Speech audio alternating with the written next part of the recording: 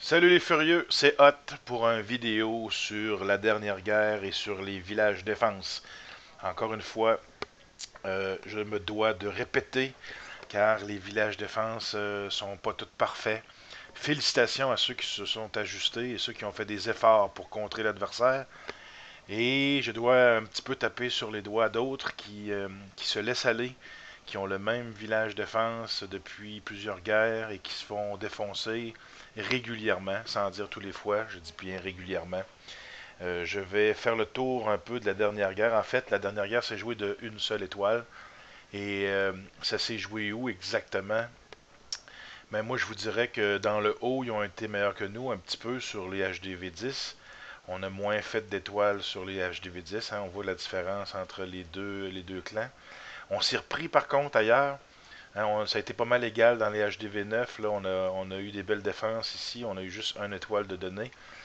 Mais je vous dirais que le nerf de la guerre s'est joué dans le bas pour une fois. On a réussi, nous, à fermer des villages assez réguliers. Tous les villages du bas sont fermés. On a 3 étoiles. Et eux ont raté les 3 étoiles sur certains villages, 20, 24, 25. Donc, c'est des étoiles qu'ils ont laissé tomber, qu'ils auraient dû ramasser. Et pourquoi ils n'ont pas fermé ces villages-là? Eh bien, c'est fort simple, parce que ces personnes ici avaient des bons villages. Ce village-là, je l'ai utilisé, je l'utilise avec Doug. C'est un excellent village. On a eu un adversaire qui avait ce village-là récemment dans une guerre. On a été incapable de faire 3 étoiles dessus. Davy Boy l'utilise et effectivement n'a pas réussi à donner plus que 70% pour 2 étoiles, malgré le fait qu'il est en position 25, c'est-à-dire très bas dans le tableau. Donc c'est un peu ce qui s'est passé. Stevie se fait des villages homemade qui sont pas sur internet nulle part, donc c'est lui qui les conçoit. Ils sont très laids. Non, je t'aime Stevie, c'est très beau, c'est beau, c'est beau ce que tu fais. T'es un artiste. Mais par contre, c'est efficace. Alors, on peut pas chialer contre les villages qui sont efficaces. Moi, c'est plutôt ceux qui n'ont pas travaillé très fort pour faire des villages et qui ont donné des 3 étoiles facilement. Alors, on va passer par-dessus, on va passer sur les villages rapidement. J'ai pris des notes. Les villages de la prochaine guerre. Là, en ce moment, on est vendredi midi. Et ce soir, on entre en guerre. Et déjà, j'ai identifié plusieurs villages qui ont besoin d'amour un petit peu. Donc, je vais vous demander de travailler là-dessus. Je commence par Pastapple. Pastapple, tu t'es pas fait faire 3 étoiles à la dernière guerre. Par contre, c'est le même village qui s'est fait faire 3 étoiles régulièrement. À aucune place, tu as des doubles bombes. Premier problème. Et l'autre problème que je vois, c'est que tout est très serré. C'est sûr que si moi un jour je tombe sur un village comme ça, je fais 3 étoiles avec mes cochons, c'est sûr et certain. Il n'y a rien qui me laisse présager qu'il pourrait avoir des doubles bombes, donc il pourrait être dangereux pour des cochons. Là, tu t'es fait attaquer au ballon, tu t'es fait attaquer un go whip un peu mal fait, tu as été chanceux selon moi, mais ce village-là, dans mon livre à moi, il n'est pas terrible. Alors j'aimerais ça si tu pouvais copier un village, si tu n'as pas beaucoup de temps d'en faire, inventer un nouveau village, ça ne me dérange pas, mais je vais parler aussi à la fin des villages qui seraient bons à copier. Il y en a 5-6 exemples. Je te conseille fortement de faire un effort là-dessus. Après ça, on a Alex ici. Alex n'était pas là la dernière guerre. Les villages vraiment carrés sont très faciles à faire des 3 étoiles parce que les troupes ne tournent pas. Les troupes, on frappe le mur, on pète la brique, on rentre, et il n'y a pas d'option pour aller sur les côtés pour les golems.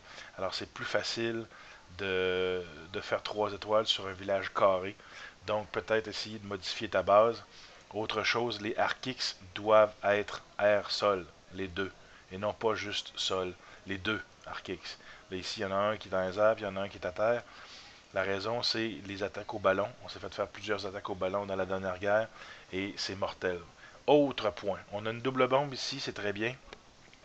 Le seul hic, c'est qu'elle n'est pas entre 3 défenses. C'est-à-dire que si mes cochons arrivent d'ici, de cet axe-là, ils vont arriver sur ce canon-là, et au lieu de continuer leur chemin pour aller sur là, ils vont aller sur l'autre côté pour faire l'autre canon.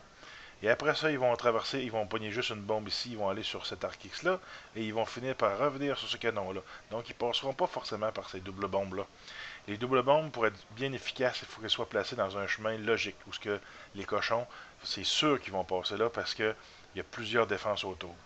Donc, c'est un petit ajustement. Alex, s'il vous plaît, essaye de regarder ta forme de village, arc X au sol, et double bombe, essaye de mieux placer. Après ça, j'avais de Keb que j'ai remarqué ici. Simplement les archiques. Je pense que le village est pas pire du tout. Ouais, il est très bien. Euh, le problème, c'est les deux archiques qui sont au sol. En fait, un seul. Un est au sol, l'autre est dans les airs. Idéalement, ça prend deux archiques dans les airs. Donc, si tu pouvais ajuster ça. Ici, voyez-vous ce que je disais tantôt sur les défenses? Double bombe entouré de défense. Donc, mes cochons, qu'ils arrivent de ce côté-là, vont forcément traverser là. Et s'ils arrivent de ce côté-là, vont forcément traverser ici, parce qu'ils n'ont pas le choix. Ils vont de défense en défense. En même temps que le gars lance les cochons sur la tour de sorcier, il s'en va ensuite sur le AA, il va traverser sur le canon, il va faire, probablement que juste en allant ici sur le Tesla, ils vont faire déclencher les deux bombes, et pouf, puis de cochons sont tous morts. Donc, un petit peu de travail là-dessus, juste au niveau des archiques, s'il vous plaît. Ensuite, je continue de me tourner Bina. Bina, où es-tu Bina? Ici. Bina, le village, t'étais pas là depuis un certain temps. Ton village est trop serré. Il n'y a pas d'espace pour laisser des doubles bombes. Tu n'as pas de double bombe non plus, c'est-à-dire deux bombes collées entourées de défense. Tes archix, les deux sont au sol. Il faudrait que tu changes ça pour mettre ça air sol. Et ton village, c'est ça dans le fond. Il faudrait refaire le village pour avoir plus d'espace, pour laisser présager à l'adversaire qu'il pourrait y avoir des trous, des bombes, des pièges. Là, c'est un peu trop facile à deviner. Encore une fois, au cochon, ce village-là se rase relativement facilement. Ensuite, Sam Crow, pourtant un gars d'expérience, ça fait longtemps qu'il est avec nous autres. Sam, c'était quoi le problème? Sam, je pense que c'est les Archix, effectivement. Juste ajuster tes Archix, Sam, sont au sol les deux. Alors c'est dangereux pour l'attaque au ballon de se faire éclater. Le reste, c'est quand même bien, c'est un bon village.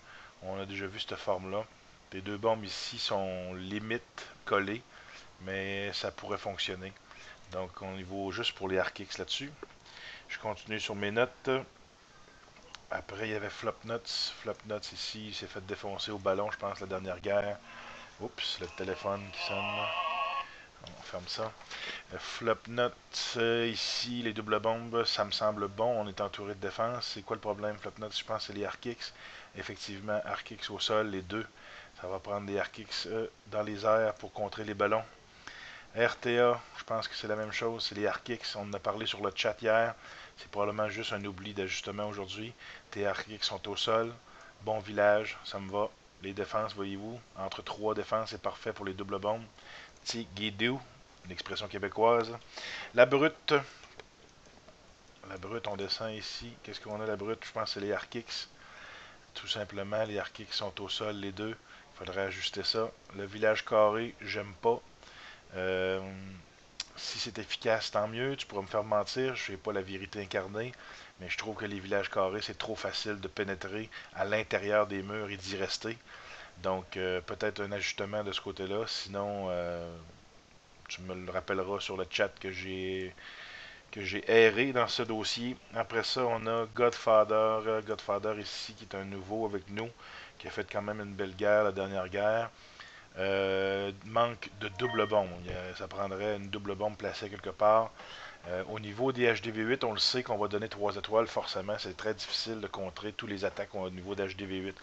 Pourquoi qu'on demande les doubles bombes? C'est pour éviter que ce soit facile aux cochons de passer au travers. Donc, en mettant une double bombe, on peut espérer qu'ils vont être obligés de mettre un HDV 9 pour terminer un HDV 8, ce qui enlève des attaques pour le haut. Donc voilà la stratégie, c'est de se faire faire le plus d'attaques possible sans donner 3 étoiles. Même si on sait que forcément à la fin, on va finir par 3 étoiles, mais c'est pas grave. Donc double bombe pour Godfather. Demi-frère, voilà. Je vais juste vous montrer son village. Il nous a fait une fusée. Alors je rappelle à tous que le clan est un clan adulte. On peut s'amuser, on peut jouer avec les blocs Lego et on peut faire des fusées aussi. En même temps que ce soit efficace, c'était juste drôle. Là, Je voulais le dire. Yoman, un autre gars d'expérience qui me surprend. Je sais pas si j'ai la berlue, je sais pas si j'ai les deux yeux dans le même trou, mais je vois aucune double bombe à Yoman. What the fuck? T'as pas les moyens, man? Je vais te passer de l'argent, mon gars. Il faut que tu t'achètes des doubles bombes. Ils sont où? Je ne les vois pas. Est-ce que je suis aveugle? Je fais le tour bien comme il faut et je ne vois pas de double bombe. Alors, je sais pas, man. Y a-tu des Tesla? Même pas de Tesla non plus. C'est quoi ce village? T'es nouveau? Peut-être nouveau HDV8? Ça se pourrait. Je vais te donner des bulles roses, mon ami, ou des bulles, des pièces d'or, mais tu as besoin de Tesla et de grosses bombes. Il n'y a rien de ça là-dedans. Et finalement, Nico. Nico, c'est tout simplement la double grosse bombe, on en a déjà parlé. Il n'y a pas de double bombe et sont mal placés à l'extérieur, ça fait peur à personne. Les doubles bombes, on les veut dans le village, les grosses bombes, et on les veut collées entre des défenses. Alors, il faut que tu te fasses un trou quelque part et tu nous mettes une double bombe à quelque part. Je voulais juste vous montrer pour quelle raison je vous demande de mettre les Arkix dans les airs. Alors, journal de guerre, la dernière guerre d'hier soir, voir la carte. On a eu des belles attaques de l'adversaire qui... de Kev, je pensais pas lui. Jeff Society, il n'y avait pas les Arkix. Il y avait les Arkix au sol. Alors, 25 ballons, 3 molosses. On va accélérer le tout. Il n'y a rien à faire. Les molosses vont bloquer les antiaériens. Et aucune chance au village de survivre de cette attaque si les Arkix ne sont pas dans les airs, parce que les Arkix vont tuer plusieurs ballons. Ils vont aider parce que les antiaériens sont vraiment monopolisés par les molosses, ils ne peuvent rien faire. Les Arkix, par contre, c'est les seules défenses qui restent avec les Tesla, mais les Tesla sont pas assez fortes. Les Arkix peuvent tuer des ballons et ça aide à faire la différence. Donc, c'est pour cette raison que je vous demande d'ajuster vos villages défense. OK? On continue, on lâche pas. Let's go, gang! Grosse guerre à soir.